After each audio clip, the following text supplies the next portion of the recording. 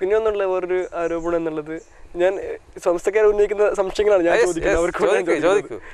അന്വേഷണ ചുമതലയുള്ള ഉദ്യോഗസ്ഥനെ മറികടന്ന് അളിയുടെ റൂമിൻ്റെ പൂട്ട് പൊളിച്ചു എന്നുള്ളത്.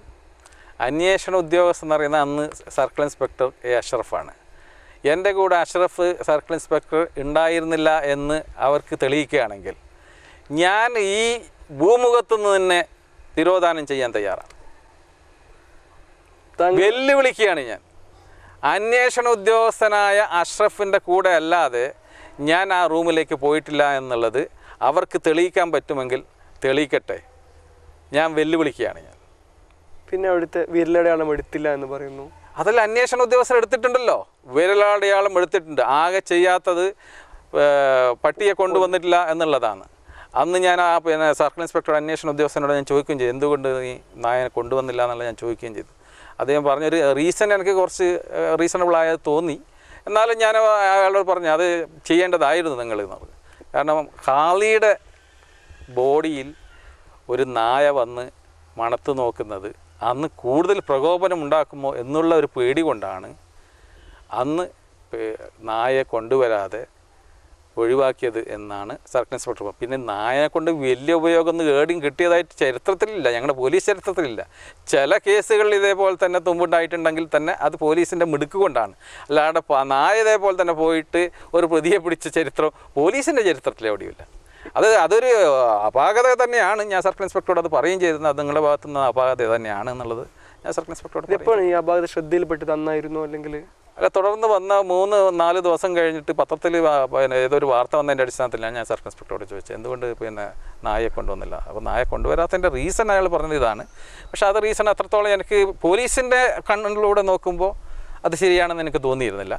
പക്ഷേ മറ്റു രീതിയിൽ അത് പ്രകോപനം സൃഷ്ടിക്കുമോ എന്നുള്ള ഒരു ഭയം അയാൾക്ക് ഉണ്ടായിരുന്നു എന്നാണ് ഞാൻ മനസ്സിലാക്കിയത്. അതുവരെ അക്കാര്യം ശ്രദ്ധിച്ചിരുന്നില്ല ഈ പത്രവാർത്ത വരുന്നവരെ? ഇല്ല, ഞാൻ ശ്രദ്ധിച്ചില്ല. കാരണം ഞാൻ ആ കേസുമായിട്ട് ബന്ധപ്പെടുന്നില്ലല്ലോ. ഞാൻ കേസുമായിട്ട് ബന്ധപ്പെടാത്തതുകൊണ്ട് ആ കാര്യം ഞാൻ ശ്രദ്ധിച്ചിട്ടുമില്ല. എങ്കിലും ഒരു മേലുദ്യോഗസ്ഥൻ എന്ന നിലയിൽ ഇപ്പോൾ സാധാരണ ഒരു വധശ്രമ കേസിലായാൽ പോലും ഒരു താഴെക്കിടയിലുള്ള പോലീസാണ് അന്വേഷിക്കുന്നതെങ്കിൽ പോലും ഒരു മേലുദ്യോഗസ്ഥൻ എന്ന നിലയിലുള്ള ഒരു ഞങ്ങൾ നിർദ്ദേശം കൊടുക്കുക സയൻറ്റിഫിക് ഇൻവെസ്റ്റിഗേഷൻ നടത്തണം എന്ന് മാത്രമേ കൊടുക്കാറുള്ളൂ. സയൻറ്റിഫിക് ഇൻവെസ്റ്റിഗേഷൻ ഇതൊക്കെ വരും.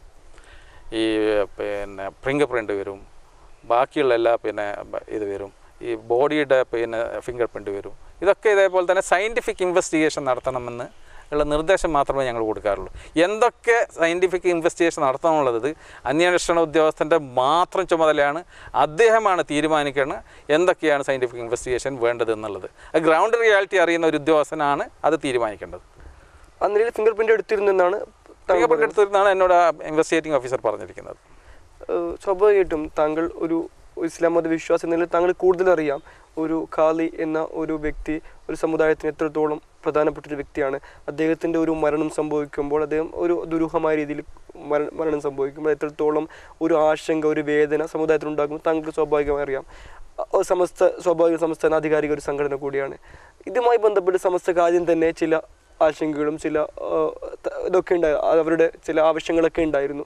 അതുമായി ബന്ധപ്പെട്ട് സമസ്ത നേതാക്കന്മാർ താങ്കളെ വന്ന് കണ്ടിരുന്നു? സമസ്ത നേതാക്കന്മാരായി ആരും എൻ്റെ അടുത്ത് വന്നതായി ഞാൻ ഓർക്കുന്നേ ഇല്ല. ഈ പറയുന്ന ഈ നേതാക്കന്മാർ ആരെയും തന്നെ പേഴ്സണലായിട്ട് ഇപ്പോൾ കണ്ടാലും എനിക്ക് ഓർമ്മ ഉണ്ടാവില്ല ആരൊക്കെ എൻ്റെ അടുത്ത് വന്നു എന്നുള്ളത്. ഒരുപാട് ആൾക്കാരന്ന് വന്നിരുന്നു. സമസ്തയുടെ നേതാക്കന്മാരാണെന്ന് പറഞ്ഞുകൊണ്ട് ആരും വന്നിട്ടില്ല. അഥവാ വന്നിട്ടുണ്ടെങ്കിൽ തന്നെ ഒരു പത്രപ്രവർത്തനായ എൻ്റെ ഒരു സുഹൃത്ത്, അതിൽ SKSSFൻ്റെ ആളായിരുന്ന ഒരാൾ എൻ്റെ അടുത്ത് വന്നിരുന്നു.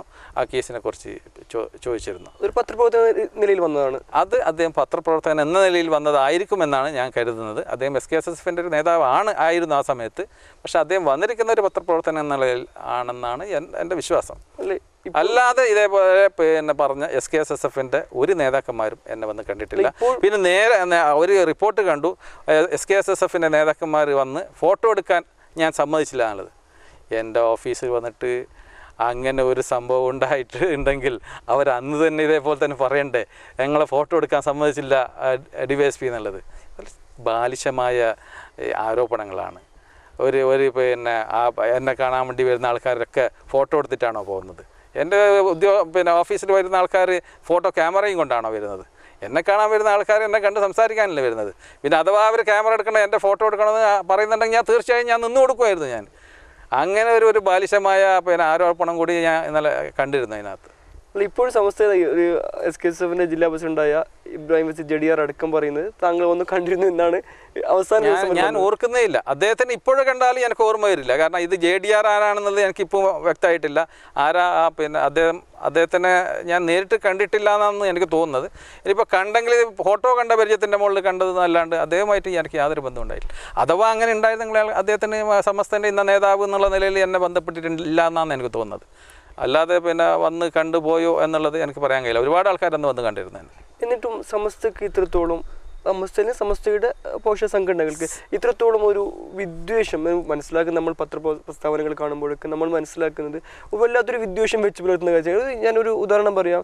SKSF സംസ്ഥാന നേതാവായ നാസിർ ഫൈസി കൂടത്തായി അദ്ദേഹം പറയുന്നത് അഭിപ്രായമായി ഇരുത്തൻ്റെ അടുത്ത് ഞങ്ങൾ ഇരുത്തുന്നതാണ്. എന്താണ് ഒരു വിദ്വേഷം? എന്തുകൊണ്ടാണ്? അദ്ദേഹമൊക്കെ തെറ്റിദ്ധരിക്കപ്പെട്ട വ്യക്തികളാണ്. ഈ കേസുമായി ബന്ധപ്പെട്ട് തെറ്റിദ്ധരിക്കപ്പെട്ട വ്യക്തികളാണ്.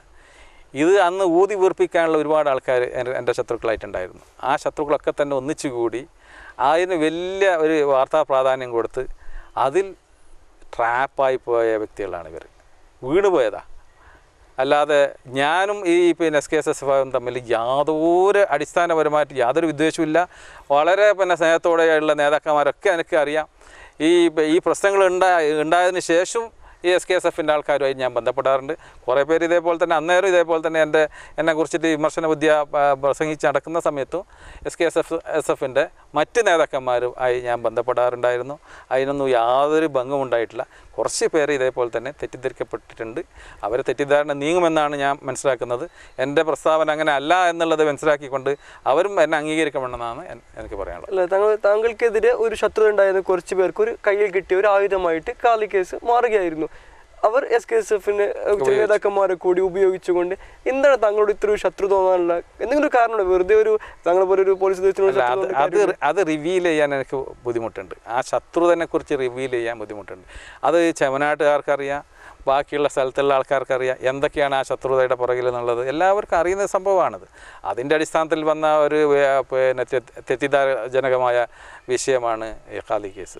കേസുമായി ബന്ധപ്പെട്ട പ്രശ്നമാണോ? ആ ഒരു കേസുമായി ബന്ധപ്പെട്ട വിഷയമാണത്. അത് ഇപ്പോൾ എല്ലാവരും മനസ്സിൽ സൂക്ഷിച്ചുകൊണ്ട് താങ്കൾക്കെതിരെയുള്ള ഒരു അവസരത്തിന് വേണ്ടി തക്കം പറഞ്ഞിരിക്കുകയായിരുന്നു. അയ്യോ, തീർച്ചയായിട്ടും. അത് വളരെ പിന്നെ വർഷങ്ങളായിട്ട് പകയുള്ള ഇതായിരുന്നു. അതിനുശേഷം ഇതേപോലെ തന്നെ പ്രശ്നങ്ങൾ ഞങ്ങൾ അങ്ങോട്ടും ഇങ്ങോട്ടും പറഞ്ഞ് പിന്നെ തീർക്കുകയാണ് ചെയ്തത്. പക്ഷേ പ്രശ്നങ്ങൾ ഇപ്പോഴും തുടരുകയാണ്. എന്നിട്ടും അത് ഭൂതം ഇതേപോലെ കുപ്പിയിൽ നിന്ന് പുറത്തു പോയല്ലോ. ഇതിന് പിന്നെ തിരിച്ച് കുപ്പിയിൽ കയറ്റാൻ ബുദ്ധിമുട്ടല്ലേ? പിന്നെ അതല്ല, എങ്ങനെയാണെങ്കിലും നമ്മൾ പൊതുവായിട്ട് പറയുമ്പോൾ ഒരു സാമൂഹികപരമായി ലീഗിലേക്ക് വരാനൊക്കെ രാഷ്ട്രീയപരമായിട്ടൊക്കെ ഇങ്ങനെ ചിന്തിക്കുമ്പോൾ ഒരു മതസംഘടന ആധികാരികമായിട്ട് ഇങ്ങനെ രാഷ്ട്രീയ പടിന്നാൾ എടുക്കണം, ഞങ്ങൾ അനുവദിക്കും എന്നൊക്കെ പറയുന്നത് ശരിയായ ഒരു സമീപനമാണോ അതിൽ? അല്ല, ഞാൻ മനസ്സിലാക്കുന്നത് മുസ്ലിം ലീഗിൽ ചേരാൻ ഒരു ഏതെങ്കിലും മതസംഘടനയിലെ അംഗത്വോ അല്ലെങ്കിൽ അഭിപ്രായമോ വേണമെന്നുള്ള ഇതൊന്നും ഞാൻ മനസ്സിലാക്കിയിട്ടില്ല. മുസ്ലിം ലീഗിൽ എല്ലാ മതസംഘടനകളിലെ ആൾക്കാരും അതിനകത്തുണ്ട് എന്നാണ് ഞാൻ മനസ്സിലാക്കിയത്. അപ്പോൾ ഒരു മതസംഘടനയിൽ അവരുടെ വിദ്വേഷം ഉള്ളതുകൊണ്ട് ആ പാർട്ടിയിൽ ചേരാൻ പാടില്ല എന്ന് ഞാൻ മനസ്സിലാക്കിയിട്ടില്ല. അത് ആരും എന്നോട് പറഞ്ഞിട്ടുമില്ല. അങ്ങനെ ഒരാളുടെ പിന്നെ എതിർപ്പുണ്ടെങ്കിൽ നിങ്ങൾക്ക് ചേരാൻ വേണ്ടി പറ്റില്ല എന്നുള്ളതൊന്നും ആരും എന്നെ മനസ്സിലാക്കി തന്നിട്ടില്ല. ഞാൻ മനസ്സിലാക്കിയെടുത്ത മുസ്ലിം ലീഗ് ഒരു ജനാധിപത്യ പാർട്ടിയാണ്. ആ ജനാധിപത്യ പാർട്ടിയിൽ ആർക്ക് വേണമെങ്കിലും ചേരാം. മുസ്ലിം ലീഗിൻ്റെ ആശയങ്ങളായി പൊരുത്തപ്പെടണമെന്ന് മാത്രമേ അതിൽ ഇതുള്ളൂ. ഞാൻ മുസ്ലിം ലീഗിൻ്റെ ആശയമായി നല്ല പൊരുത്തമുള്ള വ്യക്തിയാണ്. അതുകൊണ്ട് തന്നെയാണ് ഞാൻ മുസ്ലിം ലീഗിൽ ചേരാൻ സമ്മതം അറിയിച്ചത്. പൊതുവെ ഒരു ഖാലി കേസുമായി ബന്ധപ്പെട്ട് കുറേ സമരപരിപാടികൾ, വഴിതടയലും പ്രതിഷേധമൊക്കെയുള്ള സമരപരിപാടികളൊക്കെ അപ്പുറത്ത് ഒരു കാര്യക്ഷമമായ ഇടപെടൽ, ഒരു യാഥാർത്ഥ്യം, വസ്തുതകൾ അന്വേഷണ സംഘത്തെ ബോധ്യപ്പെടുത്താൻ സമസ്തയ്ക്ക് കഴിഞ്ഞിട്ടില്ല എന്നുള്ളൊരു ആരോപണമുണ്ട്.